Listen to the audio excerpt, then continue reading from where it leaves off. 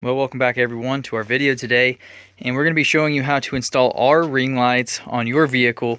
This is the way we like to do it, and we hope that you can do it the way we do it, and you can find the success that we've found whenever we install these on our truck. So we're going to be installing them on my Duramax today, but it's going to be pretty much the same no matter what the vehicle. So we will briefly step you through all of the steps in this process and be able to get you the brightest truck out there on the road.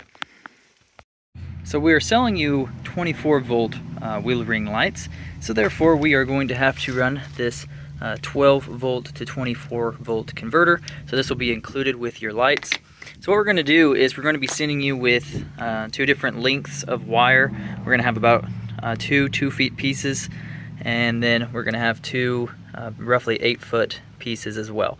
And we'll show you exactly what we're going to do with these. So up under the hood of my Duramax, I located my battery. That's where we're going to get our main power from, of course. So our first small pieces of wire, our short ones, we're going to take those from our battery to our converter, and then we'll go from there. So included we have these fittings. These are shrink fittings, so if you apply heat to them, they will shrink your wires together and harden up if you let them dry, let them set up. So I went ahead and did the appropriate in 12 volt, out 24. Our longer wires are just going down, and they will go connect into our harness underneath the truck, where on this end we are going to have our two ends put on there, and that will connect to the positive and the negative on our battery. So therefore you can choose where you want to mount your 24 volt relay. You have 2 feet of length to be able to choose where you want to put it. So we recommend standing it straight up like this, and someplace where it's not going to get too hot.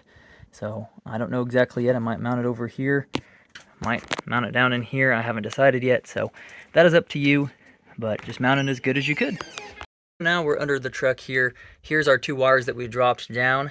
So that is going to be positive and negative. And we're going to tie in to our harness here, and just be able to tie in to our positive and negative and get that mounted. We recommend basically the midway of your truck.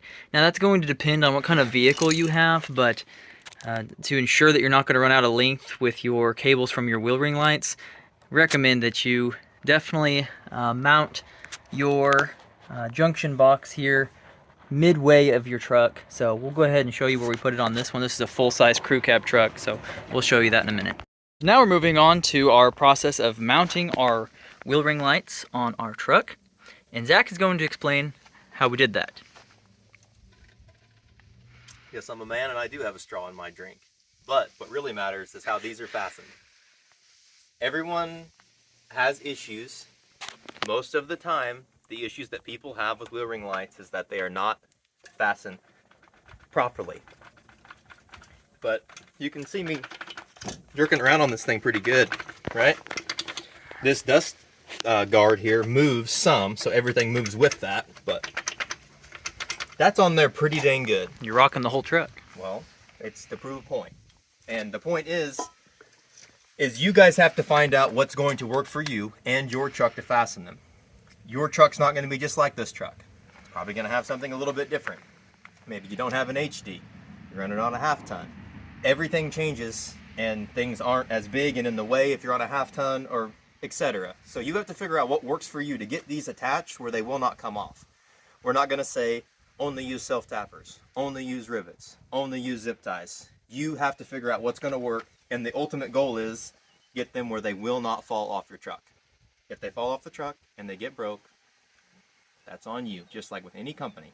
So we can't have anybody feeling upset about that. So what we've decided to do on this specific truck, because we didn't want to take the brakes off and attach self-tappers from the inside of this little guard into your bracket, we decided just to drill a hole through this into the bracket, and then 2 zip ties on each one of the 3 brackets all the way around, and it's very sturdy. So not that you shouldn't check it every once in a while just to see if something happened to be rubbing on it, if something came loose or whatever, but ultimately that's what we chose to do on this, and it's because there wasn't a lot of room, but it's firm as we showed, and that's all that matters, getting them where they will not fall off. So there's your 2 cents. To expound on the point of zip ties, maybe you want to use them, maybe you don't. These have been on this truck for 4,000 miles. They were on my last truck for the same time, attached the same way. Dual zip ties, just like the other one. They're not quite as tight together because they're the double rows that are put together, but still, they're a little more flimsy, but I think that's in the bracket more than anything. Zip ties are holding up and doing their job. You need these to flex a little bit. If everything's hard and rigid and something hits it, guaranteed it's going to break your stuff. So a little flexibility is not a bad thing. So that's why I feel the way I do. If you want to do it, that's fine. If not, that's fine too. Just keep your reel rings tight to your vehicle where they will not fall off, and you'll be fine. So with that being said, with our install, we have this one and the other rear done. We're going to go next to our fronts, and then we'll talk a little bit about our wiring and running that, and then we'll be about done with this install. Just wanted to give you a quick look at the wheel ring lights I had on here before, and it's nothing against who installed them, but these were riveted on, but with as much pressure as these trucks are on and all the vibration,